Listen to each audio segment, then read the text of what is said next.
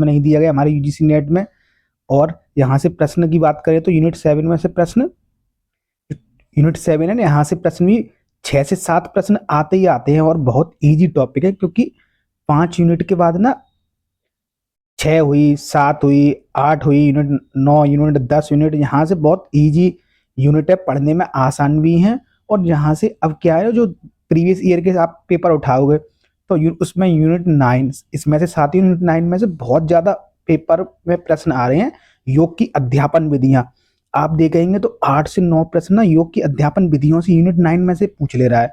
बहुत ईजी है, अगर आपने नोट्स बना लिए, इनको चीज़ों को समझ लिए, जब ऐसे नहीं है कि वैसे ईजी है, आपको प्रैक्टिस करनी पड़ती है, चीज़ें समझनी पड़ती हैं।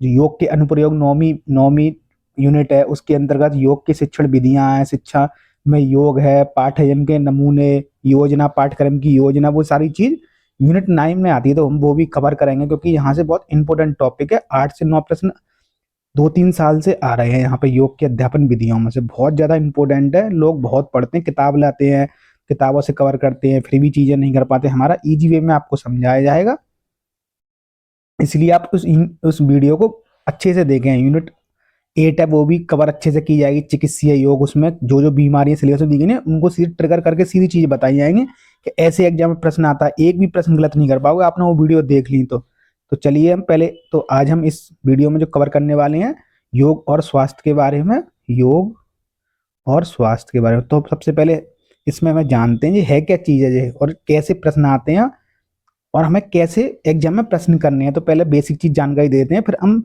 आगे प्रश्न जैसे जैसे आते जाएंगे आपको समझाते जाएंगे, लगाते जाएंगे। पहले बेसिक जानकारी आपको दे देते हैं है क्या चीज है। तो साथियों, हमारे यूजीसी नेट में ना, यूजीसी नेट जेआरएफ, तो इसमें क्या है ना, हमारे योग एंड स्वास्थ्य में क्या शामिल किया गया है, तो सभी ग्रंथों में स्वास्थ्य के बारे में क्या बताया गया है, मिताहार, आहार के बारे में, जो वात पित्त कफ दोष पढ़े थे ना आपने, वात पित्त गीता पढ़े थे, वात पित्त कफ, उनसे संबंधित गुण इनके क्या बताए गए हैं, इनके लक्षण क्या हैं, कौन कौन सी बीमारियां होती हैं, 82 प्रकार की बीमारियां हैं। WHO की सबसे इंपॉर्टेंट परिभाषा पूछ लेता है सीधे सीधे, WHO की परिभाषा क्या है स्वास्थ्य से संबंधित, उसको क्या बताया, कितने भागों में बांटा गया है, शारीरिक, मानसिक रोग, सामाजिक खुशहाली, तो ये इसकी परिभाषा सीधे सीधे पूछ लेता है। 1948 में WHO ने परिभाषा दी थी स्वास्थ्य की। और आयुर्वेद से भी अंदर पूछ लेता है, जैसे सुश्रुत संहिता है ना, सुश्रुत संहिता सुश्रुत जी के अनुसार, चरक के अनुसार, जी आयुर्वेद चिकित्सक थे सुश्रुत, सबसे पहले इनने शल्य चिकित्सा सुश्रुत जी ने दी थी। चरक क्या, चरक संहिता भी चरक लिखी है इन्होंने, अष्टांग हृदय उसमें।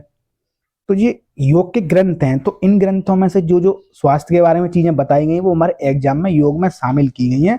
गीता के अनुसार क्या उसमें से निचोड़ निकाला के सत्वगुण, रजोगुण, तमोगुण, इनके द्वारा क्या क्या हमारे ऊपर प्रभाव पड़ते हैं। पतंजलि में इनके रज सत्व रज तम है, मानसिकता पर इनके प्रभाव पड़ते हैं, बीमारियां होती हैं, रज के कारण मन चंचल होता है। तो वही सारी चीज इसमें एक्सप्लेन करके हमें बता दी गई हैं, और उन्हीं चीजों को कवर करना है, वहीं से प्रश्न बनते हैं। ईजी है इसीलिए टॉपिक, क्योंकि आपने इन चीजों को पहले पढ़ लिया है, और जिन्होंने नहीं पढ़ा है तो वो जाके वीडियो देख लें, क्योंकि उसी से कोरिलेट चीजें होगी। बहुत आसान है ये चीज है।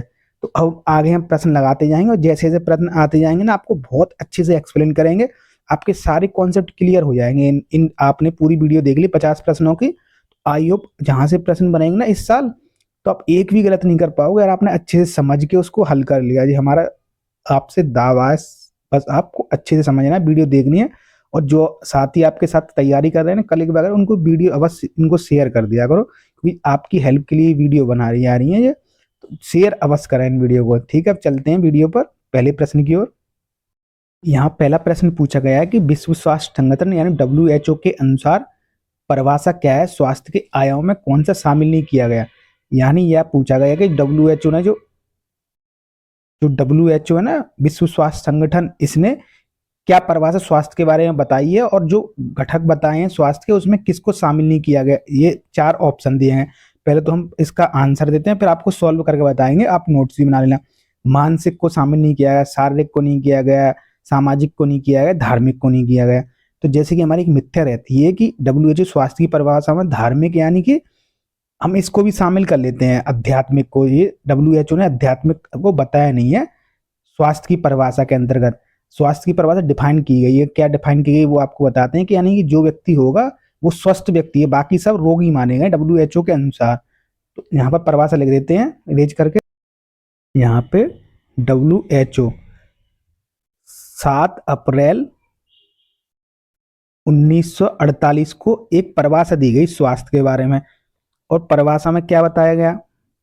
परिभाषा ये भी आपको समझना है, पेपर में 2 से 3 बार प्रश्न रिपीटेड हो चुका है, क्योंकि सीधे सिलेबस में, और सिलेबस में आपको चीज आनी चाहिए, उसका प्रश्न कहीं से पूछे। तो उस परिभाषा में बताया गया कि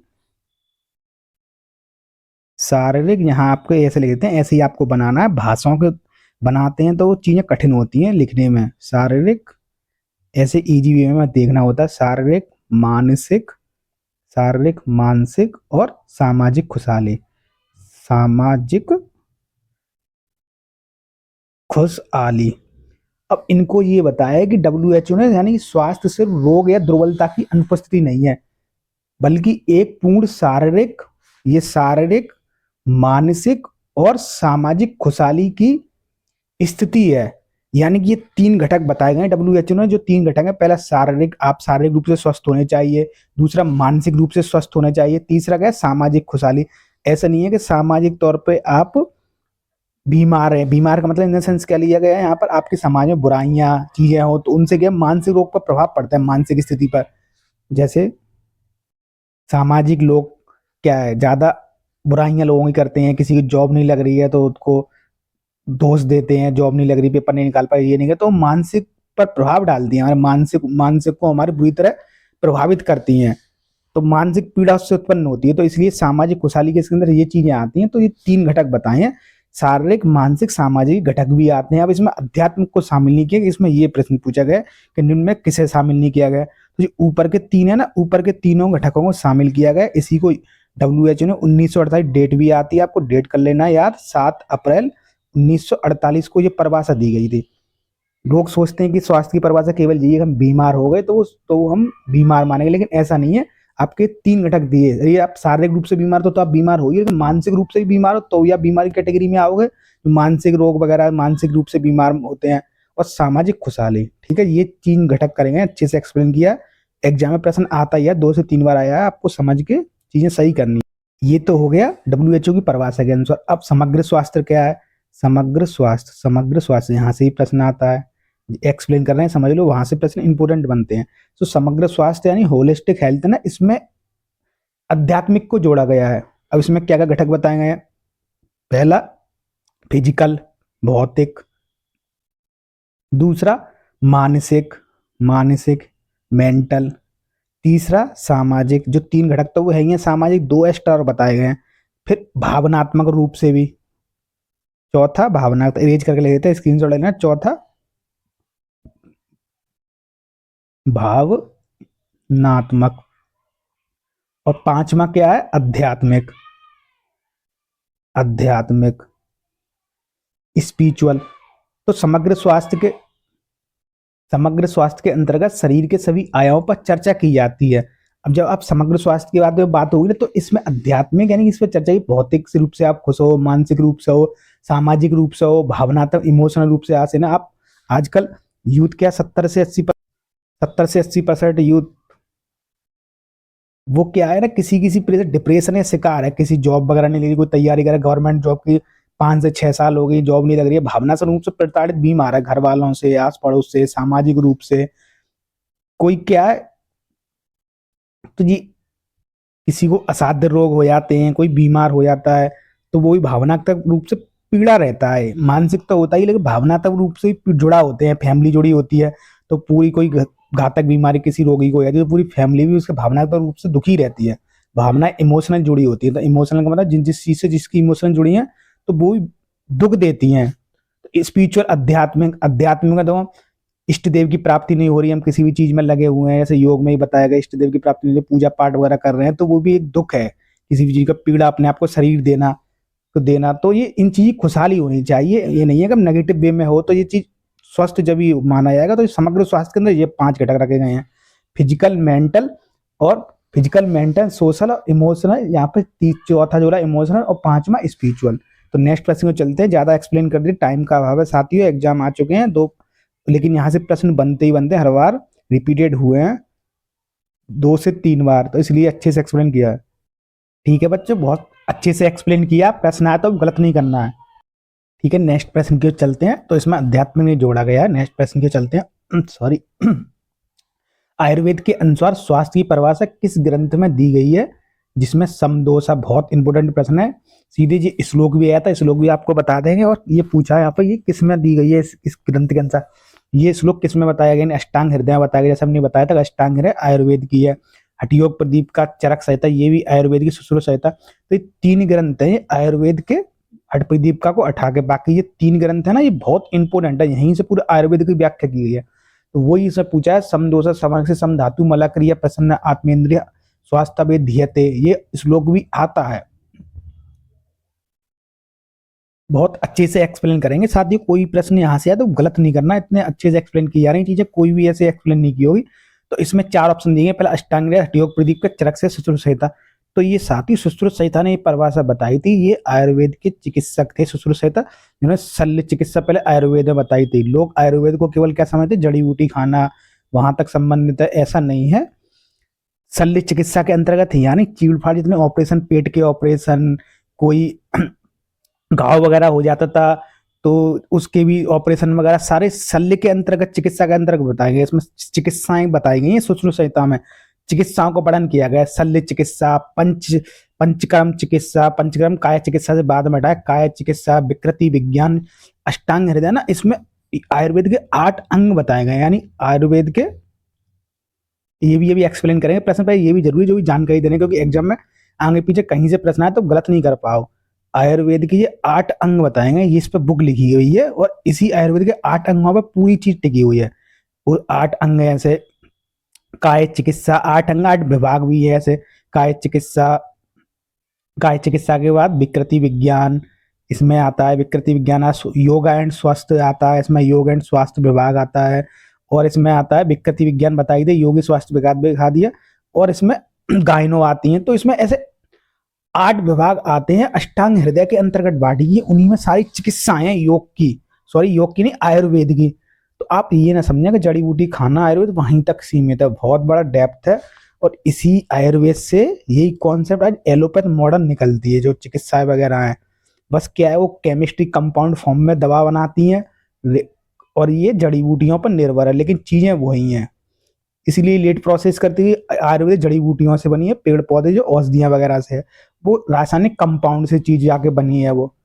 तो ये चीज है, लेकिन घातक कौन है? रासायनिक क्रियाओं द्वारा बनी है, कंपाउंड से, जो क्योंकि वो कृत्रिम रूप से हमारे द्वारा बनाई है। कोई भी कृत्रिम रूप से चीजें बनाई जाती हैं वो घातक होती हैं शरीर के लिए। यानी रोग ठीक तो कर ही रही हैं, लेकिन उसके साथ में दूसरे रोग को पैदा करती हैं, किडनी, लीवर वगैरह इन पर इफेक्ट डालती हैं। तो इसलिए डॉक्टर भी लिमिटेड समय के लिए दवा देते हैं और देख रेख में दवा चलती हैं। आप बिना देख रेख के दवा खाती हैं तो वो चीजें प्रभावित करती हैं, दूसरी चीज ग्रंथियों को, उसको बेकार करती हैं। तो इसलिए डॉक्टर दवा भी चेंज कर देते हैं बीच बीच में, एलोपैथ वाले। लेकिन आयुर्वेद ऐसा कुछ नहीं करती हैं। तो पहले से ये चीज बताते हैं आयुर्वेद के संबंध में। अब इस संबंध में बताते हैं इस श्लोक के संदर्भ में। तो ये क्या है, समदोषा सम धातु मला। तो ये पहला श्लोक आपको पूरा आना चाहिए। यहाँ लिख देते हैं समदोषा, आप अच्छे से बोल रहे हैं उसको देखें। यहाँ राइटिंग थोड़ा अभी ठंडी पड़ गई साथ ही, तो ये इस पर पेन चलता नहीं है। सम अग्निश्चा, समदोषा सम अग्निश्चा सम धातु मला क्रिया, सम धातु मला क्रिया। ठीक है, इरेज करके फिर लिख देते हैं। अभी इसके बारे में एक्सप्लेन करेंगे। यहाँ से प्रश्न एग्जाम में पूछता है, इसलिए बार बार आपको चीजें बोलते हैं। जो हम एक्सप्लेन कर रहे हैं उसको आप समझ लें।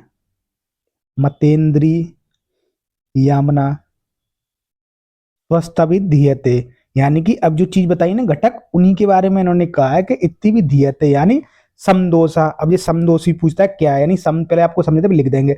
समदोषा सम अग्निश्च सम धातु मला क्रिया प्रसन्न मियते, यानी कि जो समदोष हो, जिसकी सम अग्निय समान अग्निय हो और जिसकी सातों धातुआं समान हो, वह प्रसन्न प्रसन्न प्रसन्न का अर्थ है यहाँ पर आत्मा इंद्रिय मन तीनों की प्रसन्नता हो, वही स्वस्थ है।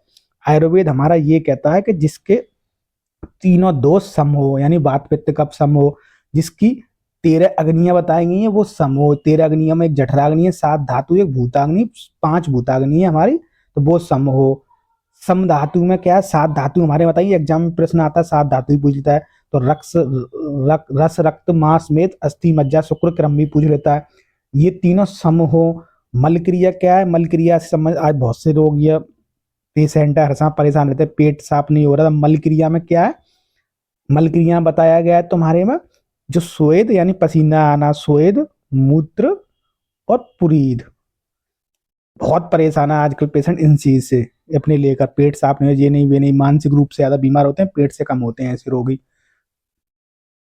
तो ये चीज बताइए, आत्मा इंद्रिय प्रसन्न, इन तीनों की प्रसन्नता वही स्वस्थ है। सुश्रुति जी यहाँ पे बता रहे हैं, तो यहाँ पर लिख देते हैं रेज करके एक बार। समदोष, सम दोष, ये बहुत इंपॉर्टेंट है एग्जाम के दृष्टिकोण से, इंटरव्यू में। समदोष यानी वात, 3 कफ है ना, वात पित्त और कफ, ये 3 दोष है, तो इनका सम होना चाहिए, तब हम रोगी नहीं है। सम यानी साम्य अवस्था में होना चाहिए, इसी के कारण हमारे रोग उत्पन्न होते हैं। ये त्रिदोष इन्फ्लुएंस हमारी बॉडी में होने से होते हैं, और जो पैदाइशी हमारी बॉडी में प्रकृति के अनुसार ये तीनों दोष मिलते हैं हमें, लेकिन इनकी जैसे जैसे हमारा शरीर एज बड़ी होती है, ये तो कुछ बीमारियां होती हैं तो उनके का इन्वेलेंस होते हैं। वात दोष है, शरीर में 80 प्रकार के रोग वात दोष से होते हैं। जो वात दोष का है, जैसे हड्डियों संबंधित कोई भी रोग होंगे, गठिया, arthritis, lumbar spondylosis, cervical, low back pain, कोई भी होगा, यानी कि वायु वायु है ना, उस जगह पर्टिकुलर स्थान में वायु रुक जाएगी, तो वो हड्डी संबंधी रोग उत्पन्न करती है। हमारे 10 आयुर्वेद, हमारे योग ग्रंथ में क्या बताया, 10 प्रकार की वायु बताई है, तो शरीर में संचालन है, तो उनका जहाँ संचालन नहीं होगा वहाँ लोग दर्द का कारण बनते हैं। लो बैक पेन है, यहाँ एल्बो पे कोई वायु है, वायु का संचालन नहीं होता, तो स्टिफनेस बनी, जकड़न बनी, जकड़न से क्या, रीढ़ की हड्डी जकड़ने लगी, धीरे धीरे मूवमेंट खराब हुआ, मूवमेंट खराब से क्या हुआ, तो अपचय क्रिया होगी, लंबर स्पॉन्डिलोसिस हो गया, बाद में आगे हर्निएटेड डिस्क हर्निएटेड रहता है, एल्बो सर जाती है।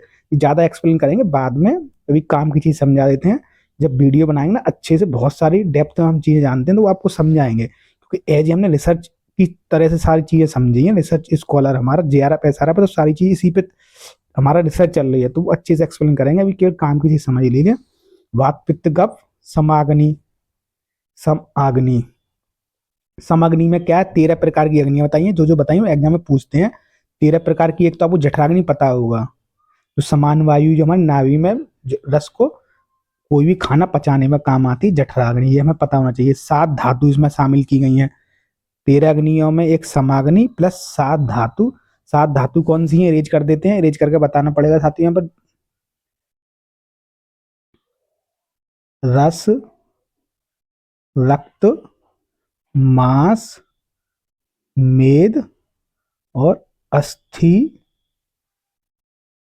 मज्जा शुक्र।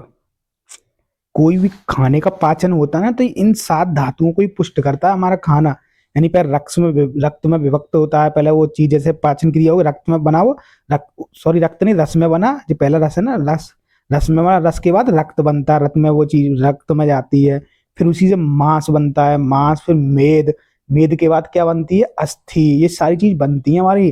कैल्शियम वगैरह की, कैल्शियम क्या है हमारे अस्थि फॉर्म में था, फास्फोरस, फास्फेट, ये तो ये चीजें हमारी कमी होती हैं तो हड्डियां कमजोर हो जाती हैं, आप ऐसा कॉन्सेप्ट समझ लो। तो ये नहीं है आपकी एक बार हड्डी बन गई, वो आपका एक शारीरिक रूप से विकास हुआ है, हड्डियों का ढांचा बनना, ये वो, जैसे आप बड़े होते हैं हड्डियां बड़ी हुई, ढांचा, अब उनको पुष्ट करने की चीजें हमारी बॉडी में डेली आवश्यकता होती है इनकी। 7 धातुओं, और जो खाना पुष्ट पुष्ट करता है, इन 7 धातुओं का पोषण करता है। आयुर्वेद में ऐसी चीज बताई गई है, योग और आयुर्वेद में दोनों में समानताएं हैं। तो जब जब हम खाना दूषित खाते हैं, बुरा खाते हैं, या हम तामसिक प्रवृत्ति खाते हैं, उसी से अनुसार हमारे शरीर में रोग उत्पन्न होते हैं। तो ये क्या हो गया हमारा, ये 7 धातु बता दिया, 5 भूताग्नि है इसमें, भूताग्नि यानी पंच महाभूत को ही भूताग्नि बोला, पृथ्वी जल आकाश वायु, ठीक है। तो ऐसे करके ये हो गया, 7 धातु भी हो गई। अब नेक्स्ट लिखते हैं इसमें, 7 धातु का था मल क्रिया, मल क्रिया। तो मल क्रिया में क्या है, हमारा जो शरीर से निकलता है ना, हमारी जो गंदगी है शरीर से, गंदगी 3 टाइप की होती है हमारे शरीर, जो क्या है ना, पहला हमारा पसीना, जैसे पसीना को यहाँ पे एग्जाम में स्वेद लिखा आ जाता है, तो आपको कंफ्यूजन नहीं होना, स्वेद। बाष्पीकरण द्वारा हमारा जो पानी जल हम ग्रहण करते हैं ना, हमारे शरीर में 5 से 6 लीटर, तो हमारे स्वेद भी ये एक तरह गंदगी को बाहर निकाल रहा है, पसीना तो ये गंदगी बाहर निकलती है। स्वेद, मूत्र, इसमें मूत्र के द्वारा भी सारे जो मिनरल्स है ना, जो शरीर के लिए मिनरल्स हानिकारक है वो बाहर आते हैं। मूत्र और पुरीस, गुदाम मार्ग से जो अवशिष्ट होता है ना, लेटरिन जैसे पोटी बोलते हैं, तो वो चीज होती है। तो इससे बहुत सारे परेशान है इन चीजों से भी, मानसिक रूप से भी शारीरिक रूप से भी। इनका साफ नहीं होता, बोलते रहते हैं, बहुत सारे दवा लेते हैं। और इसमें क्या है फिर, आत्मा, यहाँ से प्रश्न आते ही आते हैं, इसलिए ज्यादा डेप्थ में किया है। आत्मा, इंद्रिय और मन, ये तीन चीजें, इनका भी प्रश्न होना चाहिए, तब जाके स्वास्थ्य की परिभाषा है। WHO ने जो स्वास्थ्य की परिभाषा दी, उसने उसने शारीरिक, मानसिक और सामाजिक खुशहाली शामिल की। लेकिन इन्होंने, सुश्रुत जी ने, आयुर्वेद की हैं जो चिकित्सक, उन्होंने बहुत ज्यादा डेप्थ बताई। उन्होंने पूरे धातुओं तक को भी नहीं पूरा इसमें बता दिया, बात पित्त कब कोई बता दिया, इसमें अग्नियां बता दी 13 प्रकार की, ये। और आत्मा इंद्रिय, जो हमारी योग भी कौन सा था, आत्मा इंद्रिय मन प्रसन्न होना चाहिए तभी हम स्वस्थ हैं, तो उनको ही बता दिया। तो ये चीजें एग्जाम में आती हैं, आपको ध्यान रखना है। तो सुश्रुत संहिता में श्लोक बताया गया, सीधे सीधे एग्जाम में आप प्रीवियस ईयर उठाओगे तो श्लोक भी सीधा आया, किसके अनुसार बताया गया। श्लोक भी अगर रेफरेंस पूछे तो रेफरेंस ही लिख देते हैं आपको डेप्थ में। 15वें अध्याय में 10वां श्लोक बताया गया है ये वाला, ठीक है। नेक्स्ट प्रश्न को चलते हैं। योग वशिष्ठ के अनुसार व्याधि का मूल कारण क्या है। अभी योग वशिष्ठ में आदि व्याधि कॉन्सेप्ट बताया, तो वहां से ही प्रश्न बनेंगे योगा एंड स्वास्थ्य में। तो व्याधि का मूल कारण क्या कहता है, वहां अच्छे से समझाए, वहां आप एक्सप्लेन मार्च वीडियो को देख लें। वात के प्रकोप के कारण व्याधि उत्पन्न हो रही है, अजीर्ण के कारण हो रही है, कफ प्रकोप के कारण हो रही है, आदि के कारण। तो वो आदि से व्याधि बताई थी, आदि, जिसमें पंचकोशीय अवधारणा भी शामिल थी। आदि से व्याधि का उत्पन्न हो रहा है, आदि को वहां बोला गया मानसिक रोग। जब पहले मानसिक विकार उत्पन्न हो तब जाके शारीरिक रोग कोई बनते हैं, ये हमारा कॉन्सेप्ट कहता है। योग और आयुर्वेद पूरा समझाया योग वशिष्ठ में। पहले हमारे मानसिक रोग की उत्पत्ति होती है, मानसिक मन से, तब जाके होती है हमारे शारीरिक रोग में बदलता है। तो यहाँ पे ये भी पूछता है प्रश्न का, व्याधि कैसे संबंधित, व्याधि बोलते हैं शारीरिक रोग को, आदि बोलते हैं आदि बोलते हैं मानसिक रोग को। तो यही प्रश्न यहाँ पूछा गया है कि व्याधि रोग का मूल कारण क्या है। तो यहाँ व्याधि रोग का मूल कारण बताए, आदि, यानी आदि से उत्पन्न हो रही है व्याधि, यानी शारीरिक रोग उत्पन्न हो रहे हैं, ठीक है। नेक्स्ट प्रश्न में चलते हैं रेज करके, ये तो करा दिया। नेक्स्ट प्रश्न में चलते हैं। तैत्तिरीय उपनिषद के अनुसार हमारा अस्तित्व कितने कोषों से बना है। तैत्तिरीय उपनिषद में पूछा। अब क्योंकि जो भी योग एंड स्वास्थ्य ना, जिन जिन उपनिषद, योग के ग्रंथ, आयुर्वेद, जहां से भी योग है स्वास्थ्य के बारे में चीजें मिलेंगी, वो सब इसी यूनिट में कवर करते हैं, इसलिए इसमें प्रश्न आ रहे हैं। तो कितने कोष बताएं, 7, 3, 4, 5। तो पंचकोशीय अवधारणा तैत्तिरीय उपनिषद में बताई गई है, वो वहां से प्रश्न बहुत इंपॉर्टेंट है। पंचकोश का क्रम भी आता है इसमें, और कौन कौन से में कहाँ से बीमारी, आदि व्याधि कॉन्सेप्ट था ना, ये योग वशिष्ठ ही बताया गया। और सबसे अच्छे हमारे तैत्तिरीय उपनिषद बताए, 10 उपनिषदों में शामिल किया गया है। इनमें तैत्तिरीय उपनिषद को यूनिट 2 में पढ़ना है, तो अभी आपने नहीं देखे तो वीडियो आप वहां आकर देख लें, अच्छे से एक्सप्लेन किया। नेक्स्ट प्रश्न को चलते हैं, इसमें आंसर आपको बताई दो, 5 बताई गई है, ठीक है। नेक्स्ट प्रश्न में चलते हैं। महर्षि पतंजलि के अनुसार रोगों का मुख्य कारण क्या है जिससे चित्त विक्षेप के अंतर्गत आता है, यानी चित्त विक्षेप है ना उसके अंतर्गत आता है। तो रोगों का मूल कारण क्या है, व्याधि बताई है, प्रमाद बताई है, अविद्या बताई है, आलस्य बताया है। तो यहाँ पर इनका व्याधि, यहाँ पर भी इनने बताई है पतंजलि के अनुसार रोगों का मुख्य कारण व्याधि है, ठीक है। व्याधि का हमारा चित्त विक्षेप होता है, ठीक है। नेक्स्ट प्रश्न को चलते हैं। हठयोग के अनुसार मितार का अर्थ क्या है, बार बार प्रश्न आ रहा है हर चीज में। मित प्लस आहार, मितार का होता है मित प्लस आहार, 2 शब्दों से बना। मित यानी अल्प, योगी के लिए आहार बन रहा है, यानी अल्प और आहार, जितनी अल्प का जितनी जरूरत हो शरीर को, आवश्यकता हो उतना आहार करना चाहिए। तो यही पूछा है कि इसमें क्या अर्थ होता है, पेट का 1/2 भाग भोजन, 1/4 जल और 1/4 वायु संचालन के लिए पेट भरकर भोजन करना, या केवल फल खाना, या बिल्कुल भोजन ना करना। तो यहाँ पर ये बताया गया 1/4 वायु के लिए छोड़ना है और 1 जल के लिए, इतने ये हठप्रदीप का बताया गया है। इस भाग में हमें मिताहार करना है, मिताहार। इसमें वायु संचालन के लिए पेट का 1/4 भाग में खाली छोड़ना है, यानी 1/4 हिस्सा में खाली छोड़ना है, वायु संचालन हो सके जिससे, ठीक है। नेक्स्ट प्रश्न को चलते हैं, ज्यादा एक्सप्लेन में उधर कर दिया, वीडियो देख लें। निम्नलिखित में से कौन सा त्रिदोष में शामिल नहीं है। 3 दोष पूछा, सत्व, पित्त, वात, कफ। तो त्रिदोष कौन से हमने आपको बताए थे, वात, पित्त और कफ, ये तीनों त्रिदोष हैं। इसका आंसर इसमें ये होगा कि निम्न में से कौन त्रिदोष में शामिल नहीं है। तो वात, पित्त, कफ यानी वात पित्त कफ, सत्व इसमें शामिल नहीं है, तो इसका आंसर ये होगा, ये शामिल नहीं है। अब वात पित्त कफ को भी एक्सप्लेन कर देते हैं, एग्जाम में प्रीवियस ईयर प्रश्न आया हुआ है। साथ ही यहाँ पर हमारे बताया गया कि वात वायु के अनुसार, वात के अनुसार हमारे 80 प्रकार के रोग होते हैं उत्पन्न हमारे शरीर में, वहां तक डिफाइन कर दिया। इतना रिसर्च करके 80 प्रकार के रोगों की खोज कर ली गई कि वात दोष की कम आपका साम्य अवस्था में नहीं है, तो 80 प्रकार के रोग बताए गए। पित्त से बताए 40 प्रकार के रोग आपके जो पित्त से संबंधित रोग हैं, और कफ से यहाँ पर बताए हैं 20 प्रकार के रोग। तो सबसे अधिक रोग है ना हमारे वात प्रकार से हो रहा है। प्रश्न दो टाइप से एग्जाम में बनता है कि निम्न में से तीन त्रिदोष में से किस दोष से सबसे अधिक उत्पन्न होते हैं रोग, तो वात दोष होगा, क्योंकि 40 प्रकार के रोग, तो ये ऐसे याद कर लो। पहले आपको वात लिख लेना, तो 40 80, फिर दूसरे पे 40 पित्त, तीसरे पे और 20 कम हो गए, तो तीसरे वात पहले ऊपर लिखो, पित्त लिखो, फिर कफ लिखो, ऐसे कर चीज नोट्स बनाए जाते हैं। तो एग्जाम में 1 से 2 बार प्रश्न ये भी रिपीट हुआ है, और पहले के एग्जाम के पेपर उठाए हुए तो उसमें आया हुआ प्रश्न है। अब एक और चीज आपको डेप्थ में वो भी प्रश्न आए हुए, क्योंकि इसी को कोरिलेट करके मैं चीजें समझानी एग्जाम आते हैं, क्योंकि जरूरी नहीं है यही प्रश्न पूछे, आगे पीछे पूछेगा, उसका मन है एग्जाम पूछने का, तो वो भी हमें चीज आपको बतानी है। एज ए टीचर के लिए सबसे बेस्ट यही चीज होती है पढ़ने की, कि आप आगे पीछे कॉन्सेप्ट करके समझाई जाए चीज, एक ही चीज में सब चीज तैयार हो जाए। तो ये वात, पहले वात का बताए थे वात।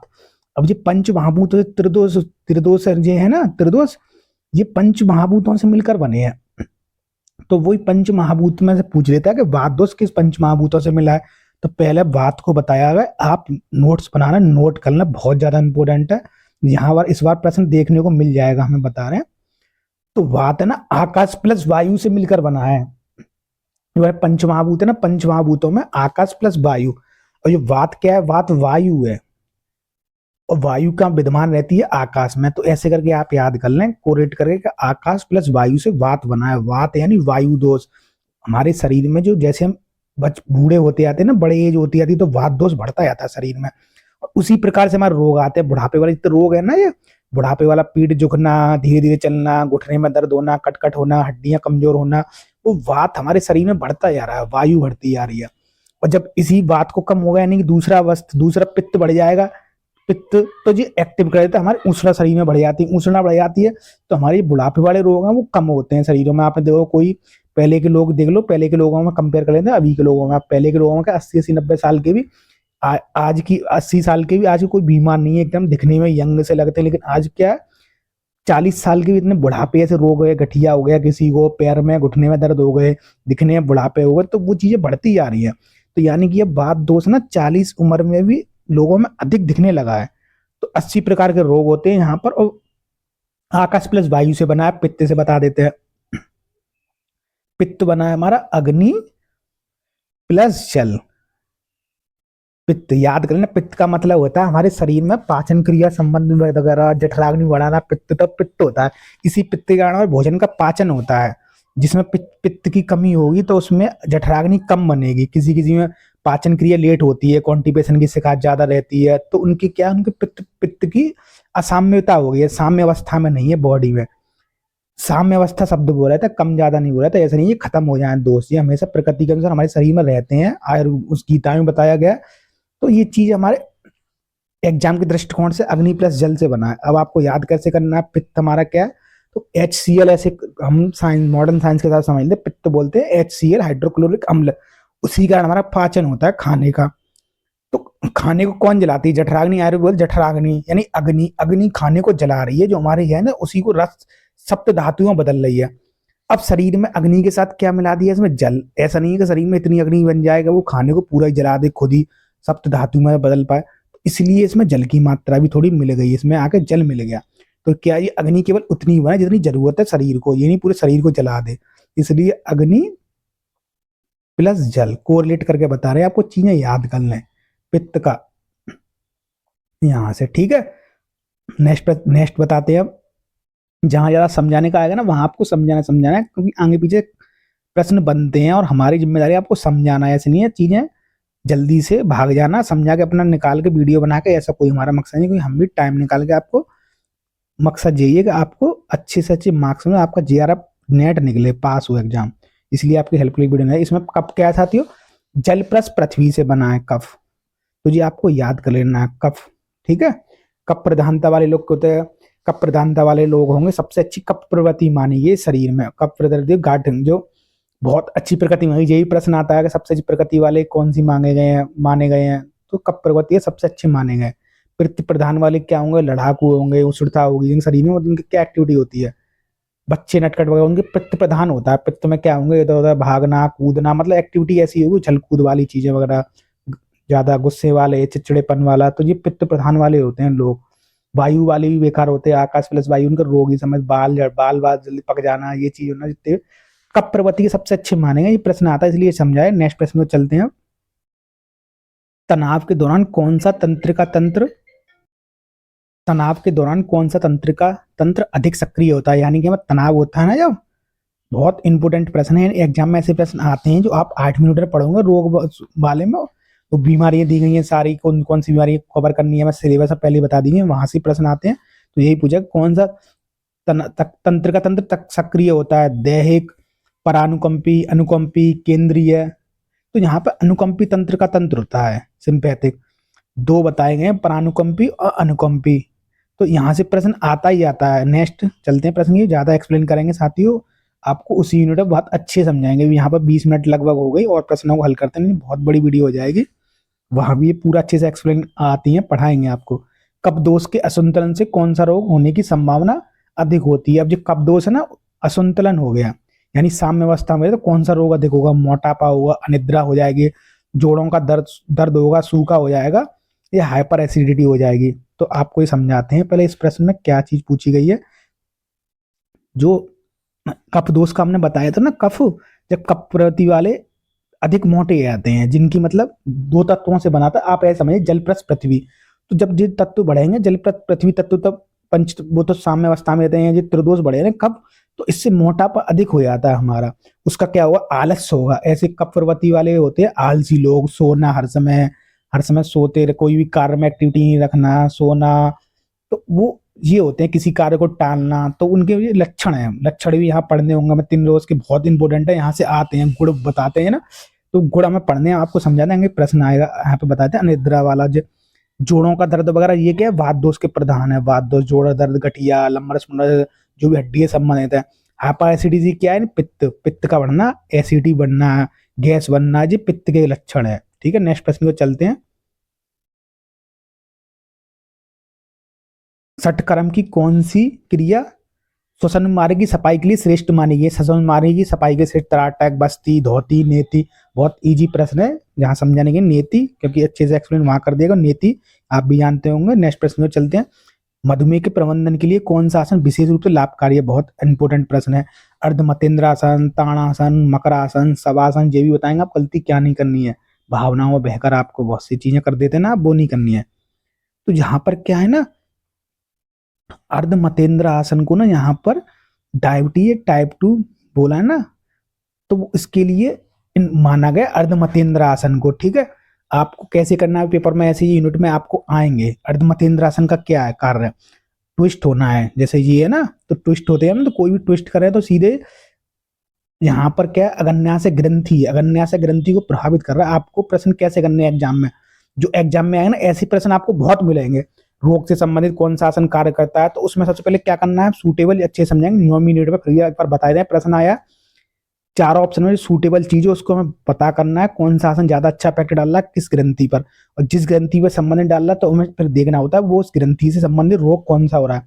अगन्यास ग्रंथि का कार्य होता है हमारे मधुमेह डायबिटीज का, ये अगन्यास ग्रंथि से बीटा सेल्स होती है, बीटा सेल्स कम बनती तो इंसुलिन की सब कमी होती है बॉडी में। इंसुलिन का काम होता है हमारा ग्लूकोज को पचाना, जब इंसुलिन कम बनने लगेंगे तो ग्लूकोज कम पचेगा, ग्लूकोज कम बनेगा तो बॉडी में शुगर बढ़ जाएगी, जिसे डायबिटीज बोलते हैं आज की भाषा में। इसमें अर्धमतेंद्र सबसे अच्छा कार्य करता है, तो इसका आंसर अर्धमतेंद्रासन होगा। ट्विस्टिंग कर रहे हैं तो उसको एक्टिव कर रहा है, ये रिसर्च शोध भी बहुत बताते हैं, बहुत ज्यादा इफेक्टेड आसन अर्धमतेंद्रासन।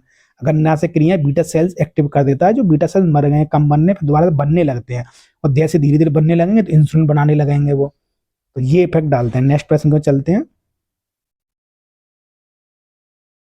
उच्च रक्तचाप के रोगियों को किस अभ्यास से बचना चाहिए, उच्च रक्तचाप के रोगियों को किस अभ्यास से बचना चाहिए, कपालभाति से, चंद्रवेदी प्राणायाम से, शवासन से, योग निद्रा से। तो कपालभाति से बताया गया है कि वैसे बीपी आपका हाई वगैरह है, ग्रंथों में सीधे कपालभाति बता दे, कपालभाति नहीं करना चाहिए वो जिनका उच्च रक्तचाप है, क्यों में स्पीड, उच्च रक्तचाप में कपालभाति आ जाए ऑप्शन में, सूर्यवेदी प्राणायाम है तो वो नहीं करना, इसमें चंद्रवेदी दिया गया तो इसलिए नहीं दिया गया, एक फिर दोनों सिमिलर हो जाती है। तो ऐसे ही आपको छांटने होते हैं सूर्यवेदी प्राणायाम करने, क्योंकि शरीर को वो उष्णता देता है सूर्यवेदी प्राणायाम।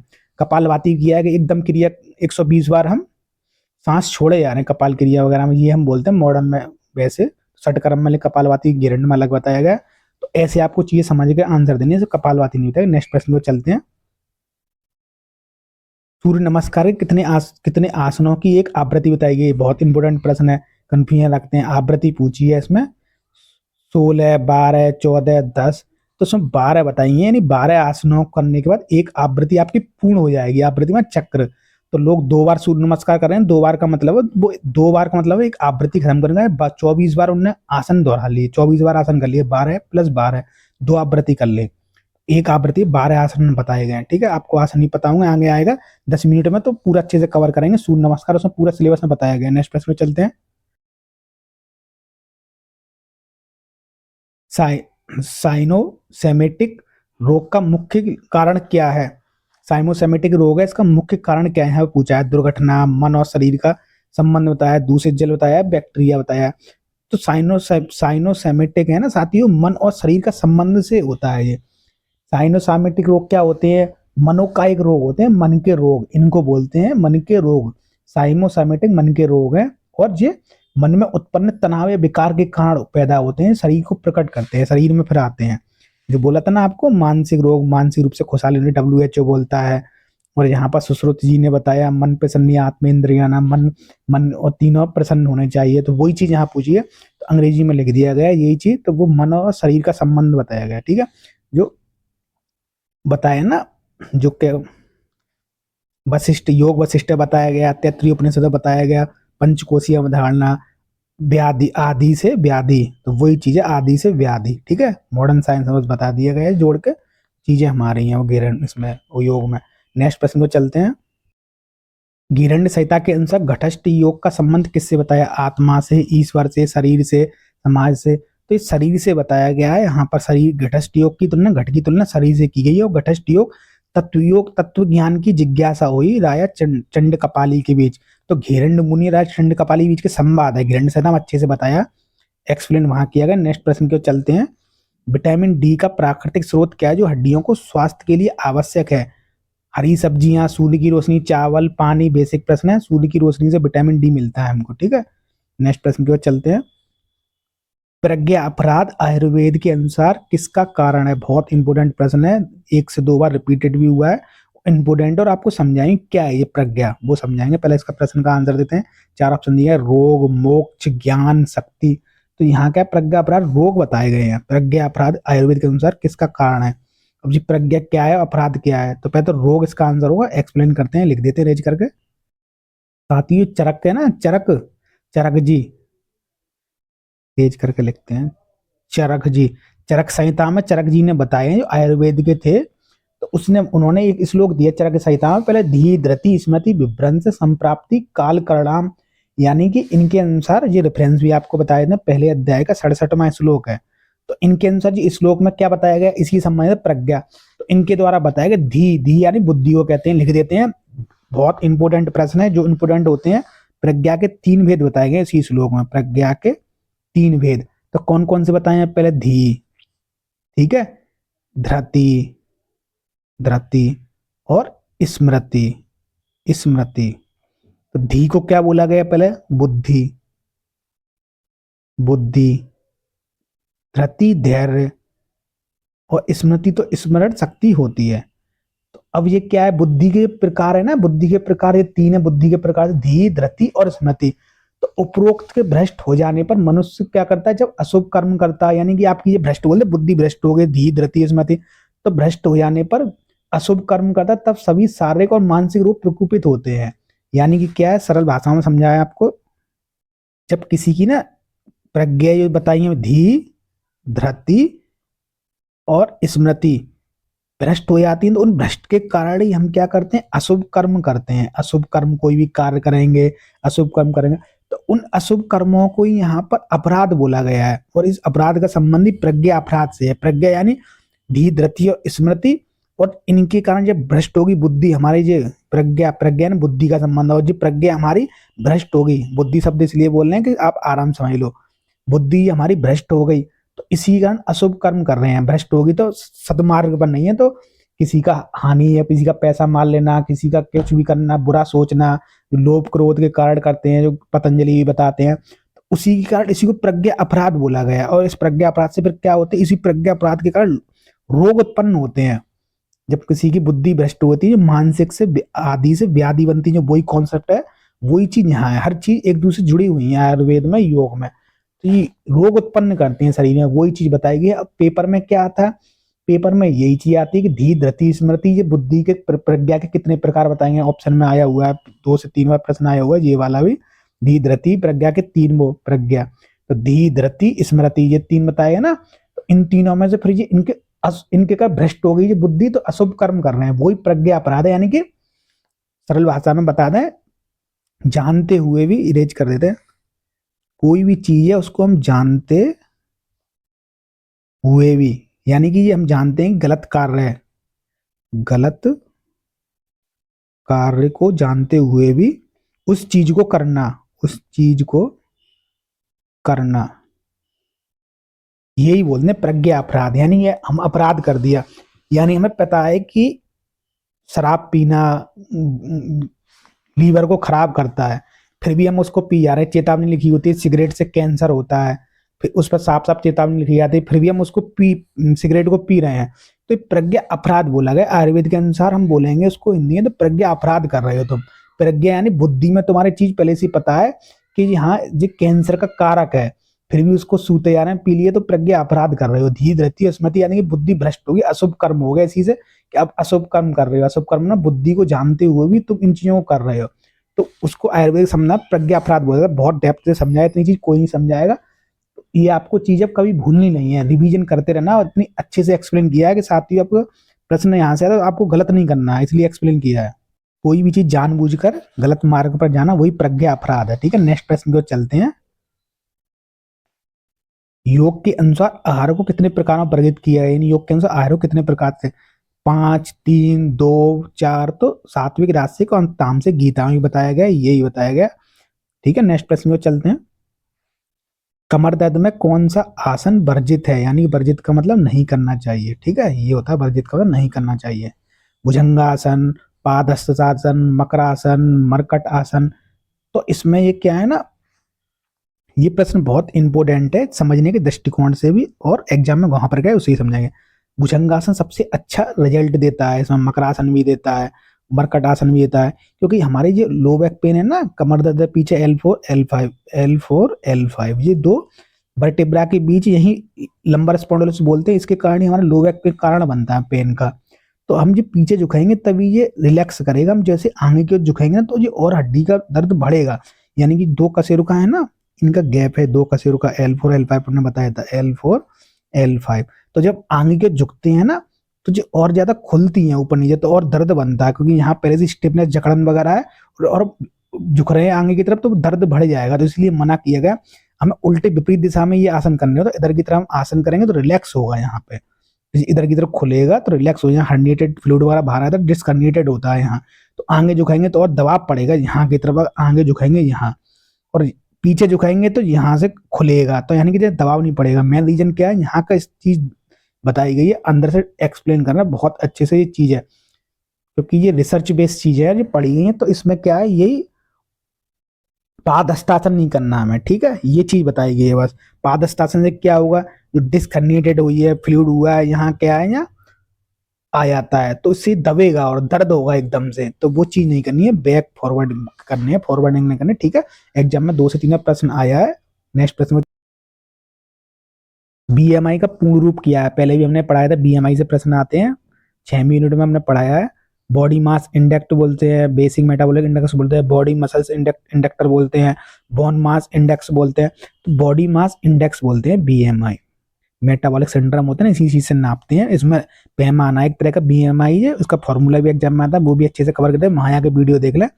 तो इसे पैमाना, इसी से हम नापते हैं बीएमआई से, मेटाबॉलिक सिंड्रोम वगैरह, मतलब मोटापा देखे है, दुबला है, पतला है या स्वस्थ व्यक्ति है, तो पैमाना है बीएमआई। नेक्स्ट प्रश्न को चलते हैं। हठप्रदीप का केंद्र नादोसंधान के किस लय को प्राप्त करने का साधन बताया गया? शारीरिक बल, मानसिक लय, वाक शक्ति, पाचन शक्ति। तो मानसिक लय बताया गया है, ठीक है, समाधि में लय करना ही। 22वां प्रश्न को चलते हैं। कौन सा प्राणायाम शरीर को में शीतलता उत्पन्न करता है? उज्जाई, शीतली, भस्त्रिका, सूर्यवेदी। नाम इसका शीतलीय प्राणायाम है, शीतलता प्रदान करता है। सूर्यवेदी उष्णता देता है, ठीक है।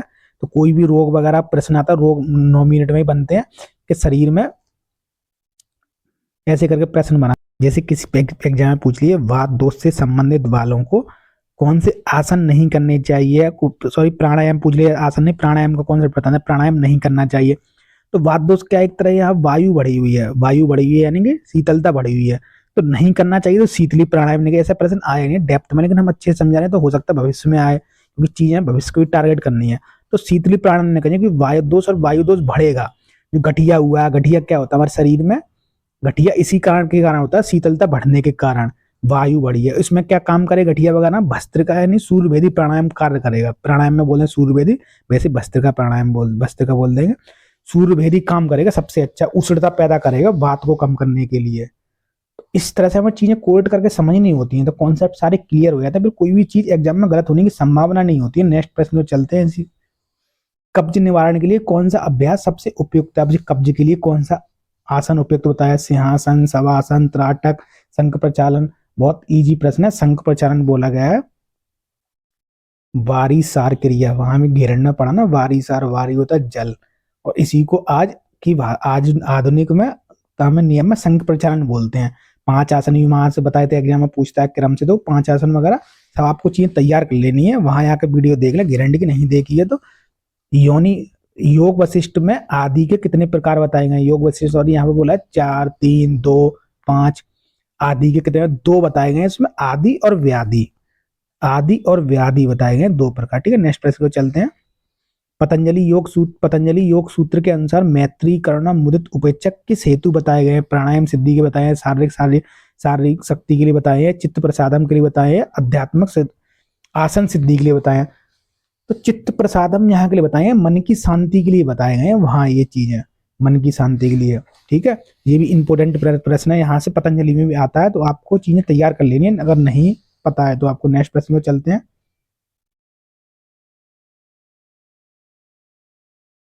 अवसाद के प्रबंधन में कौन सा गुण बढ़ाना चाहिए? नहीं, अवसाद है तो कौन सा गुण बढ़ाना चाहिए, वही चीज पूछिए। सत्व को बढ़ाना चाहिए, जो अवसाद यानी मानसिक रोग संबंधित होता है अवसाद, ठीक है। तो सत्व बढ़ाना चाहिए, तीनों गुण बढ़ाना चाहिए, रजस बढ़ाना चाहिए, तमस बढ़ाना चाहिए। तो उसमें सत्व बढ़ाना चाहिए। कोई मानसिक रोग है ना, ऐसे आपको कॉन्सेप्ट क्लियर कर लेने हैं। अवसाद हुआ या कोई मानसिक मन के कारण, तो मन क्या है? मन हमारा चंचल है, चंद्रमा जुड़ा है मन, तो चंचल भी है ना। चंचल का मतलब उसमें चंचलता, मन चंद्रमा की एक्टिविटी है। चंद्रमा की एक्टिविटी का मतलब क्या होता है? चंद्र नाड़ी एक्टिव है। चंद्र नाड़ी क्या है? इतना ही डेप्थ में आपको चीजें कोरेट करनी होती है। चंद्र नाड़ी क्या है? शीतलता प्रदान करना शरीर में। तो पहले तो तत्व की बात हो रही है, तो उसमें हमें सत्व करना चाहिए, सत्व तत्व करना चाहिए। और जब आसन प्राणायाम है तो इसमें सूर्यवेदी प्राणायाम हमें ज्यादा एक्टिव रहेगा, इसमें अवसाद वगैरह में कोई भी। तो ये चीजें हमें कोरेट करके हमें पढ़नी होती हैं। सत्व, रजस, रज क्या है? रज तो वैसे ही चंचल है, स्वभाव उसका चंचलता बढ़ाना मन की, तो हम कोई भी रज गुण तो होगा नहीं इसका। तम क्या है? और ज्यादा दूषित भोजन है, दूषित भोजन, अल्पवासी वगैरह, तो वो तो ऑलरेडी का सत्व आता है, ठीक है। नेक्स्ट प्रश्न को चलते हैं। गर्दन दर्द के लिए कौन सा आसन लाभकारी है? आजकल बहुत ज्यादा लोगों को रहता है, सर्वाइकल भी बोलते हैं। तो जी इसमें यही पूछा गया, गर्दन दर्द के लिए कौन सा आसन पूछा है। पहले तो आपको ये जहां देखना चाहिए आसन पूछता है क्या पूछता है, तो ये मुद्रा है। अब ये सर्वांगसन, हलासन, भुजंगासन, तो यहाँ पर क्या बताया है? भुजंगासन को ही बताया है, सर्वांगसन नहीं कर देना कि आपको ये नहीं है। सर्वांगसन होगा तो गर्दन में और दर्द हो जाएगा, क्योंकि गर्दन को और ज्यादा, जैसे हमने लो बैक पेन का बताया कि आंगे झुक रहे हैं, पादहस्तासन में और ज्यादा वो हड्डी खुलेंगी, यहाँ जाके यहाँ हर्निएटेड डिस्कर्नेटेड तो और यहाँ प्रभाव करेंगे, तो इसलिए दर्द बढ़ता है, इसलिए मना किया गया है। विपरीत दिशा में खुलेंगे तो गैप पड़ेगा, तो जिन पर इफेक्ट नहीं पड़ेगा, हर्निएटेड डिस्क हुई है, इसलिए करना चाहिए। ऐसे ही ये वाला सर्वांगसन होता है, ये भी ये गर्दन को और ज्यादा प्रभावित करेगा, तो और दर्द बढ़ेगा, इसलिए यहाँ पर मना किया गया है। अब करना कौन सा चाहिए? तो ये बताया भुजंगासन पूरी रीढ़ की हड्डी को यहाँ एक्टिव करता है। जब भुजंग की तरह खड़े होते हैं ना हाथ लगा के, तो पूरी जो दर्द है ना, पूरी जो कड़ापन है रीढ़ की हड्डी को पूरा ठीक करते हैं। तो कड़ापन, स्टिफनेस के कारण यहाँ पर हमारी नर्व कंप्रेस होती हैं। सर्वाइकल का अर्थ मतलब होता है आपके C1 C2 C, सर्वाइक सी है ना, कशेरुका के नाम बोलते हैं C1 C2। C3। तो ये सर्वाइकल के कार्ड बनते हैं। सर्वाइकल क्या होता है, हमारा रीढ़ की, जहाँ पर रीढ़ की हड्डी में यहाँ है ना कशेरुओं का, इनके बीच नस वगैरह होते हैं, वो कंप्रेस होती हैं, तो उस कंप्रेस के कारण हल्का चक्करपन आना, सिर भारी रहना, अधिक सर्वाइकल होता है, गर्दन में मूवमेंट नहीं होना, घूमना, तो ये सर्वाइकल लक्षण है। तो भुजंगासन इसलिए बताया क्योंकि रीढ़ की हड्डी को कड़ापन पूरा दूर करता है, सर्वाइकल भी ठीक होगा। ठीक है, नेक्स्ट प्रश्न में चलते हैं, इतना कोरेट करके आपको चीजें समझनी है। महर्षि गिरंड के अनुसार सप्त साधन में शुद्धिकरण के लिए क्या बताया है? सप्त साधन में शुद्धिकरण क्या है? गिरंड ने ये बताया, आसन, मुद्रा, प्राणायाम, षटकर्म। बेसिक प्रश्न है, षटकर्म मतलब शुद्धिकर्म बोलते हैं इनको। इसी के द्वारा शरीर की शुद्धि बताई है बहुत ज्यादा। ठीक है, डेप्थ में आपको पढ़ लेनी है, वहाँ अच्छे से ज्यादा षटकर्म बताए हैं। हटप्रदीप कम नहीं बताए, गिरंड में ज्यादा बताए एक्सप्लेन करके। किस ग्रंथि को मास्टर ग्रंथि कहा जाता है जो योग अभ्यासों को प्रभावित करती है? मास्टर ग्रंथि ना किसको कहा था? पेनक्रियाज को, एड्रिनल को, प्यूटरी को, थायराइड को। तो यहाँ पर प्यूटरी ग्रंथि है ना, पीनियल ग्लैंड और प्यूटरी ग्रंथि है ना, ये सबसे ज्यादा प्रभावित करती है योग अभ्यासों को। जो ये सुषुम्ना नाड़ी वगैरह है ना, इसी से संबंधित है प्यूटरी। मॉडर्न साइंस इसी से जोड़ती है प्यूटरी ग्रंथि से। ठीक है, बहुत इंपॉर्टेंट प्रश्न है। नेक्स्ट प्रश्न में बढ़ते हैं। अन्नमय कोश का किससे संबंधित है? जो पंचकोशीय अवधारणा है ना, पंचकोशीय अवधारणा पहले ही अन्नमय कोश बनाया, अन्नमय। तो उसी का संबंध किससे बताया? मन से, प्राण से, स्थूल शरीर से, बुद्धि से। तो पहला ऐसा अन्न, नाम ही इसका अन्नमय कोश है, अन्न यानी स्थूल शरीर से इसकी वो है। ठीक है, नेक्स्ट प्रश्न में चलते हैं। इड़ा नाड़ी का संबंध किस तंत्र का तंत्र से है? इड़ा नाड़ी के तंत्र का तंत्र से है। सोमेटिक, पैरासिम्पैथिक, इनमें से कोई नहीं है सिंपैथिक। ये भी इंपोर्टेंट प्रश्न है, पैरासिम्पैथिक से इड़ा नाड़ी का संबंध है। ठीक है, नेक्स्ट प्रश्न में चलते हैं। मोटापा कम करने के लिए कौन सा अभ्यास सबसे अधिक सुझाया गया है? सबसे अधिक इसलिए लिख दिया कि आपको कोई चीज दो मिले तो सबसे अधिक यहाँ लिख दिया, सबसे अधिक बताना है हमें। सूर्य नमस्कार, तेज गति वाला त्राटक या शवासन या शीतली प्राणायाम। तो यहाँ पर सूर्य नमस्कार को बताया। सूर्य नमस्कार मेद यानी मोटापा, सब मेद को कम करता है। मोटापा देखो होगा जो आपका बढ़ा है ना, उसको कम करेगा, बर्न होगा आपका तेजी से, तो मोटापा बढ़ा सूर्य नमस्कार करने से। शवासन क्या है? और ज्यादा शवासन में आप लेटे हो तो और ज्यादा बढ़ सकता है। यहाँ पर क्या है ना, जो रिसर्च हुई थी ना एच.आर. नागेंद्र की, जो एस.एस. व्यायाम है, एच.आर. नागेंद्र, तो उन्होंने शवासन पर रिसर्च की थी। तो ये कि डायबिटीज को और बढ़ा देते हैं कुछ आसन है ना, तो कुछ चीज में उन्होंने ये रिसर्च की, हम लेट रहेंगे तो ये क्या ग्लूकोज की मात्रा थोड़ी बढ़ रही है शरीर में, तो शवासन को उन्होंने उसका जिम्मेदार ने थोड़ा बताया कि इससे तो वो हो रही है। तो ये थोड़ा नेगेटिव इम्पैक्ट उन्होंने ऐसा करके बताया चीजों को लेकर। तो शीतली प्राणायाम शरीर में शीतलता प्रदान कर रहा है। जो शीतलता प्रदान करेंगे उससे कहीं बर्न नहीं होगा बॉडी का। ऐसा समझ लो, बॉडी बनने के लिए आपको उष्णता बॉडी में चाहिए, जो उष्णता लाएगा वो सूर्य नमस्कार उष्णता ला रहा है बॉडी में, ऐसे कोट करके आपको समझ रहे हैं। नेक्स्ट प्रश्न में चलते हैं।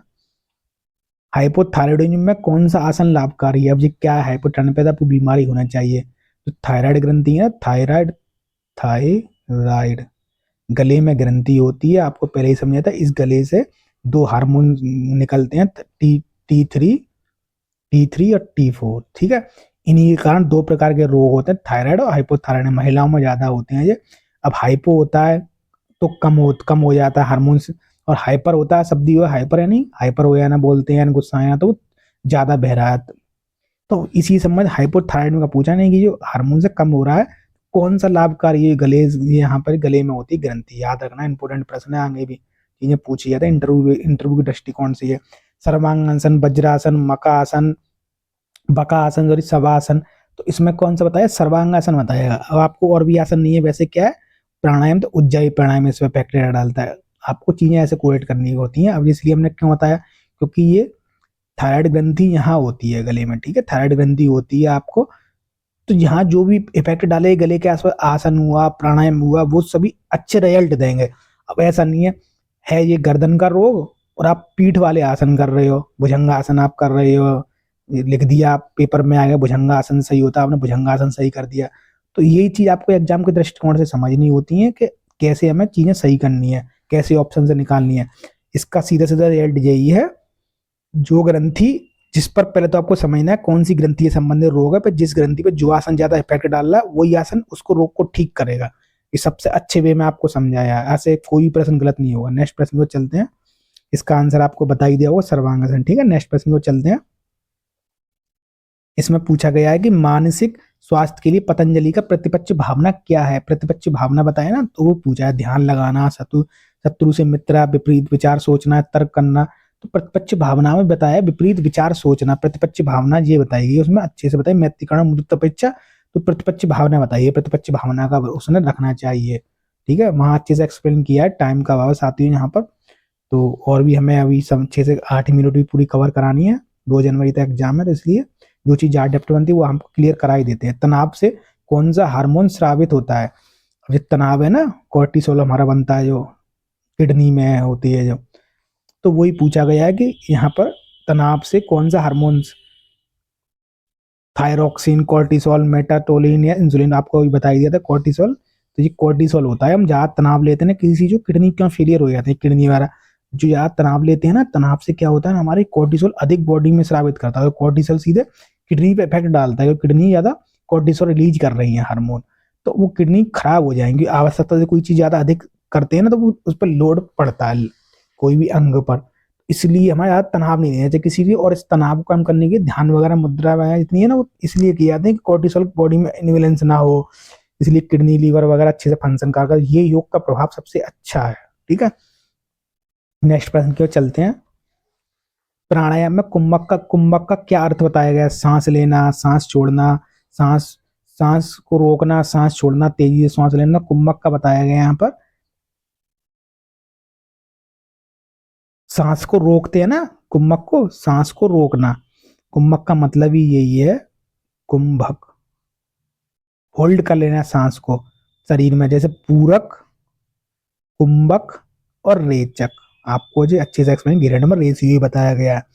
ठीक है, तो उस रेशियो में आपको क्या है, कल 16, 64, 32, तो इस रेशियो में क्या आपको कुंभक का मतलब सांस ली, पूरक पहले, पूरक के बाद सांस को होल्ड की, उसे कुंभक की अवस्था कहा गया। सीधे एग्जाम में मतलब प्रश्न ऐसे आता है तो आपको समझ लेना, गलत नहीं करना, बिगनर्स है। बाकी जो पहले एग्जाम एस्पिरेंट देते हैं उनको तो सारी चीजें पता होंगी, केवल वो प्रैक्टिस करनी है उनको ज्यादा से ज्यादा। अनिद्रा के लिए सबसे अच्छा यौगिक अभ्यास कौन सा है? अनिद्रा के लिए बजाय, इनको नींद नहीं आती, नींद से संबंधित बीमारियां हैं, मयूरासन, योग निद्रा, कपालभाति, सूर्य नमस्कार। तो उनको योग निद्रा बताइए। योग निद्रा से क्या है ना, पूरी बॉडी 1 से 2 मिनट में योग निद्रा करते हैं, पूरी बॉडी एकदम रिलैक्सेशन हील में आती है, रिलैक्सेशन हील में आती है। तो हमारी बीटा से अल्फा है ना, हमारी नींद के स्तर होते हैं साथियों। पहले हमारा नींद के स्तर, पहला क्या है, हमारा अल्फा वे बनती है। जैसे हम बॉडी में किसी किसी को क्या है कि जैसे उनका टाइम हुआ, मान लो 10 बजे सोने गए, वो सोने के लिए उन्होंने कोशिश की, 11 बज गए, नींद नहीं आ रही, 12 बज गए, यानी 1 से 2 घंटे लग जाते, फिर भी नींद नहीं आ रही है उनको, तो उनके अंदर क्या है, अल्फा वे नहीं बन पा रही है। अब अल्फा वे का कारण, अल्फा वे का काम ये होता है कि नींद को लाना।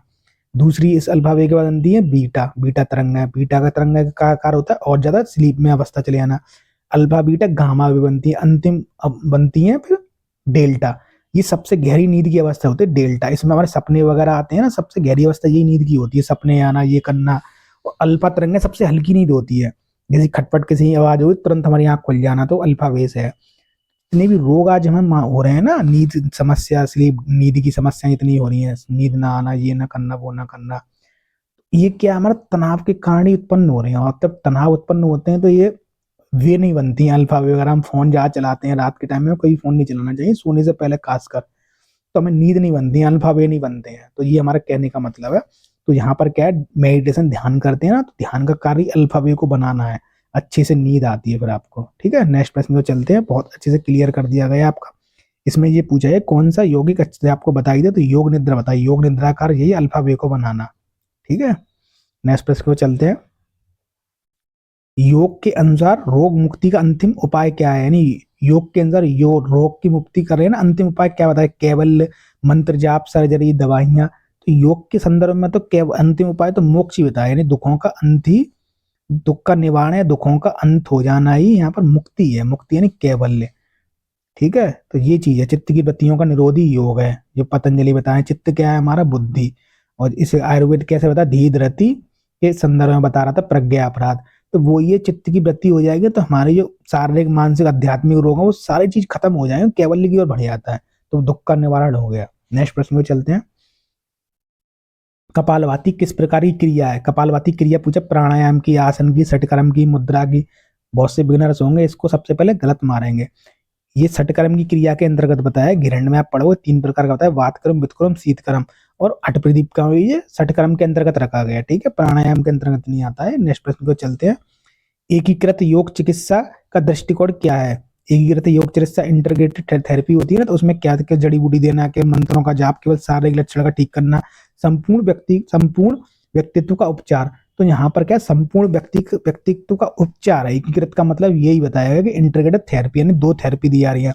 अब जैसे 2 थेरेपी इंटीग्रेट कैसे हो गए, जैसे पंचकर्म थेरेपी मान लो, पंचकर्म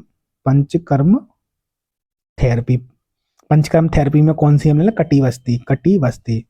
कटिवस्ती क्या होती है, L4 L5 रीढ़ की हड्डी संबंधित रोग होते हैं, पीठ दर्द होगा तो वो ऑयलिंग की चिकित्सा होती है, रिंग बनाकर उसमें ऑयल भरना, तो वो थेरेपी एक दे रहे। उसमें आप योग भी करा दो, भुजंगासन करा दो, शलभासन करा दो, मकरासन करा दो, तो एक साथ 2 थेरेपी दे दी गई इनको। पहले आपने कटिवस्ती करा दी, कटिवस्ती तुरंत होते ही आपने आसन करा दिए, तो वही चीज यहाँ बोली इंटीग्रेटेड थेरेपी, यानी एक साथ 2 चिकित्सा देना। आपको ऐसा नहीं करना पूरक चिकित्सा दे रहे हो, एलोपैथ की दवा भी आपने शुरू कर दी, अगर आयुर्वेद की दवा भी उस रोग के लिए ले रहे हैं, तो जो पूरक चिकित्सा हो गई, मतलब विपरीत चिकित्सा नहीं लेनी उनको, ठीक है। तो ये इसमें प्रश्न आया है, तो आपको ये समझना है। नेक्स्ट प्रश्न को चलते हैं।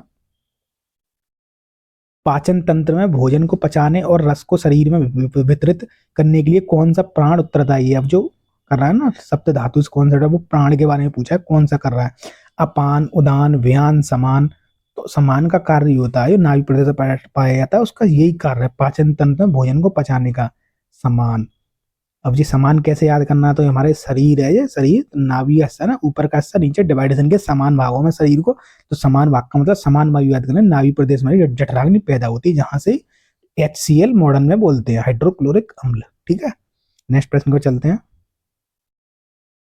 हठयोग प्रदीपिका के अनुसार निम्नलिखित में से अपत्य यानी योगी के लिए निश्चित भोजन कौन सा बताया? अपत्य बताया हठ प्रदीप का, 19 बताया ना अपत्य को, सीधे श्लोक याद कर लो, कोई भी कैसा भी प्रश्न आए पर पत्य ही पूछ लेगा तो अपत्य से आप कर जाओगे। तो गेहूं को बताया, घी को, मूंग की दाल को, सरसों को, तो यहाँ पर सरसों को बताया गया, ठीक है।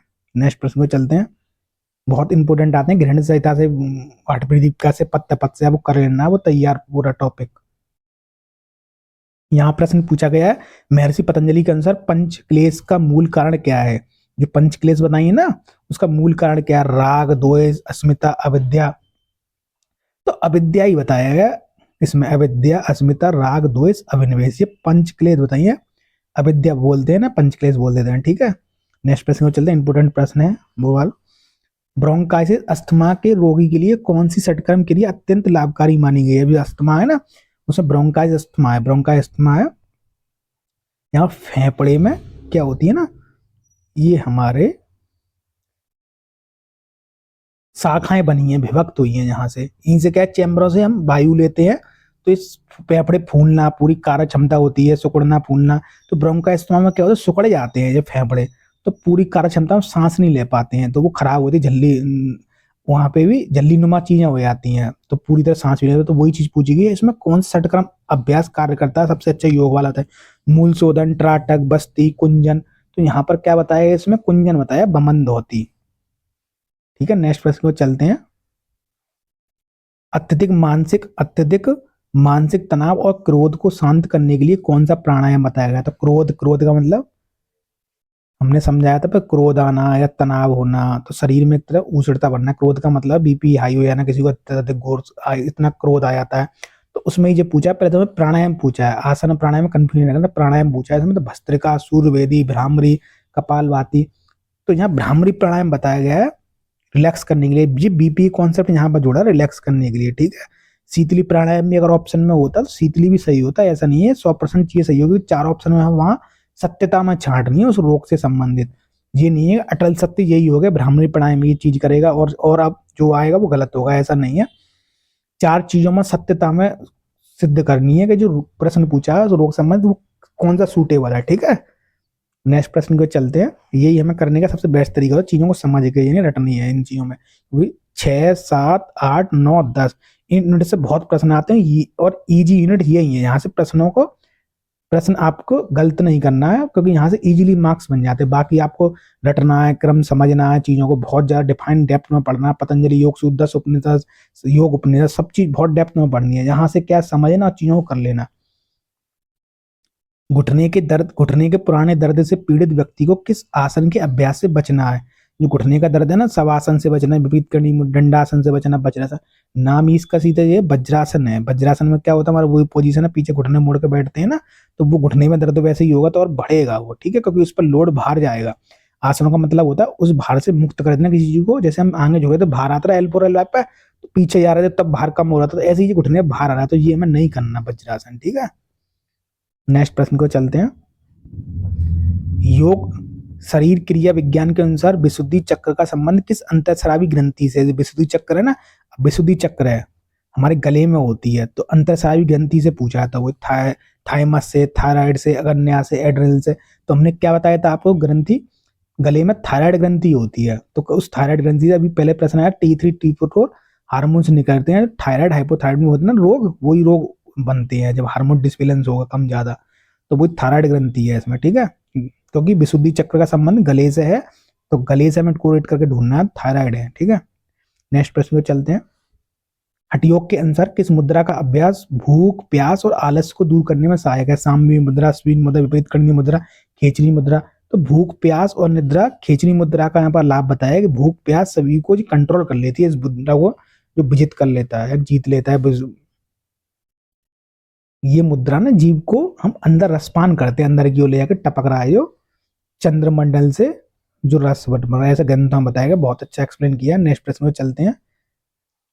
पतंजलि योग सूत्र में प्राणायाम को किस प्रकार परिभाषित किया गया? प्राणायाम को क्या बताया गया है? नाड़ियों की शुद्धिकरण बताया गया, तेजी से सांस लेना, फेफड़ों की सफाई, सांस प्रश्वास की प्रच्छेदन करना। तो पतंजलि ने यहाँ पर यही चीज बताया, सांस प्रश्वास की प्रच्छेदन करना, 4 प्रकार प्राणायाम बताए हैं, तो आपको वो चीजें कर लेनी रिवीजन करके, ठीक है। नेक्स्ट प्रश्न को चलते हैं। अंतिम प्रश्न है, उच्च रक्तचाप यानी हाई बीपी हुआ है ना, उसके दौरान तुरंत राहत पाने के लिए सबसे सुरक्षित और प्रभावी अभ्यास कौन सा है? बहुत इंपोर्टेंट प्रश्न है, इंटरव्यू की दृष्टि से और एग्जाम में भी ऐसे प्रश्न बनते हैं, तो आपको चीज समझनी है। इंटरव्यू में तो बहुत ज्यादा पूछते हैं ऐसे प्रश्न, जो स्वास्थ्य चिकित्सालय केंद्र पर निकलते हैं, आयुष मंत्रालय की वैकेंसी में ऐसे प्रश्न पूछते ही पूछते हैं, क्योंकि नॉर्मल बीमारियां, बीपी, मोटापा, थायराइड, गले दर्द, गर्दन दर्द, तो वो चीज आपको तैयार करनी होती है। यहाँ पे ये पूछा है कि उच्च रक्तचाप के लिए कौन सा? शीर्षासन बताया गया है, सर्वांगसन, शवासन, कपालभाति। तो इसका नाम ही शवासन है, आसन के संबंध में पूछा है, तो शवासन का उसमें पूछा गया, यानी शांति से लेट जाना है। और बीपी का कारण क्या है, आपको वैसे कोरेट करना है, बीपी हमारा क्यों बढ़ रहा है? क्योंकि तनाव, मन में कोई विचार चल रहे हैं, विचार के कारण हमें क्या हो, तनाव उत्पन्न हो रहा है। तनाव का क्या कारण होता है? बीपी बढ़ा देना, फिर फ्लो बढ़ा देना बॉडी में खून का, और जब खून का फ्लो बढ़ेगा तो बीपी ऑटोमेटिक बढ़ने लगेगा। तो उसी तनाव को कम करने के लिए जो मन में विचार चल रहे हैं उसको शवासन कम करता है। जैसे शवासन मतलब एज लेटना नहीं होता योग के संदर्भ में, ऐसे तो हम रात को भी लेटते हैं, सोते हैं। तनाव का मतलब, शवासन का मतलब भी होता है कि चेतना को स्थिर कर देना, विचार है ना उनको, विषय को शून्य कर देना धीरे धीरे, बस अपने आप को स्थिर मरे के समान जोड़ देना। मरा क्या है, वो सोचने की शक्ति ही विहीन हो जाता है ना, सोच नहीं सोचता, ऐसे में सबकी तरह लेट जाना है बस। और जो विचार आ रहे हैं उनको धीरे धीरे खत्म करते जाओ, तो उससे क्या तनाव कम होगा, तनाव कम ऑटोमेटिक बीपी कम हो जाएगा। ऐसे जो हमने चीजें बताई ना, ऐसे अगर आपको इंटरव्यूअर को बता दो ना, बहुत अच्छे से आपको इंटरव्यू में ऐसे डिफाइन करोगे तो एज इंटरव्यू आपको बहुत अच्छा माना जाएगा। तो ये चीज ऐसे आपको बतानी होती है इंटरव्यू के दृष्टिकोण से, चीजें आपको जो बताई थी। और शीतली प्राणायाम आ जाएगा, तो प्राणायाम में शीतली प्राणायाम कम करेगा, क्योंकि शरीर में क्या तासीर ठंडी कर रहा है, चंचलता बढ़ा रहा है। चंचलता मतलब चंद्र नाड़ी को एक्टिव कर रहा है, शीतलता। सूर्यवेदी प्राणायाम नहीं करना, क्योंकि सूर्यवेदी प्राणायाम इसलिए नहीं करना क्योंकि शरीर में ऊष्णता बढ़ा रहा है, और बीपी वैसे ही हाई है तो ऊष्णता और बढ़ जाएगी। ऐसे करके हमें प्रश्नों को हल करना होता है। आई होप आज हमने 50 प्रश्न पूरे हल कर लिए। बहुत इजी ये टॉपिक है, योगा और स्वास्थ्य, क्योंकि इसमें आयुर्वेद के संदर्भ में जो चीजें हैं स्वास्थ्य के बारे में, वो चीजें आती हैं एग्जाम में। जो हमारे हठ योग के ग्रंथ हैं, हठ प्रदीप का, गीता में गोड़ त्रिगुण वगैरह बताए हैं, उनसे चीजें आती हैं, तो वो हमें कवर कर लेनी है। तो इन्हीं पंच महाभूत है, दोष है, वो किस किस से बने हैं, तो वो चीज हमने सारी कवर की। योग कौन सी बीमारी का टिका, तो ऐसी चीजों से ये यूनिट बनी है, तो यहाँ से इजी में प्रश्न बन जाते हैं। और इस यूनिट में 6 से 7 प्रश्न आते ही आते हैं, आपको कोई भी गलत नहीं करने, क्योंकि जो बाद की यूनिट है वहां से अच्छे मार्क्स खींचे जा सकते हैं। हमारा एग्जाम पहले टारगेट है एग्जाम को पास करना, तो कहीं से मार्क्स इजीली मिल रहे हैं तो वो चीज हमें छोड़नी नहीं है, हमारा कहने का आशय ये है। तो इस वीडियो को ज्यादा से ज्यादा शेयर करना, क्योंकि बहुत अच्छे से एक्सप्लेन किया है वीडियो में हमने आपको, तो ये बहुत ही हेल्पफुल आपके एग्जाम के लिए वीडियो होगी। हम एक और यूनिट 8 का पार्ट डाल रहे चिकित्सीय योग, ये भी बहुत इजी वे में आपको समझाएंगे, बहुत ज़्यादा कॉन्सेप्ट क्लियर हो जाएंगे। इसको आपको मिस नहीं करना है, इस वीडियो को ना छोड़ना है, क्योंकि 7 से 8 प्रश्न यहाँ से भी आते हैं। फिर योग की अध्यापन विधि हम अच्छे से एक्सप्लेन करेंगे, वहां भी कैसे कैसे बैठ रहता है, पाठ योजना क्या होती है, योग कराते समय आपको चंद्राकार अर्धचंद्राकार के साथ कैसे बैठना चाहिए। तो वो सारी चीज एग्जाम में आते ही आते हैं। ठीक है, आई होप आप सारी चीज समझ गए होंगे। Thanks for watching. थैंक्स।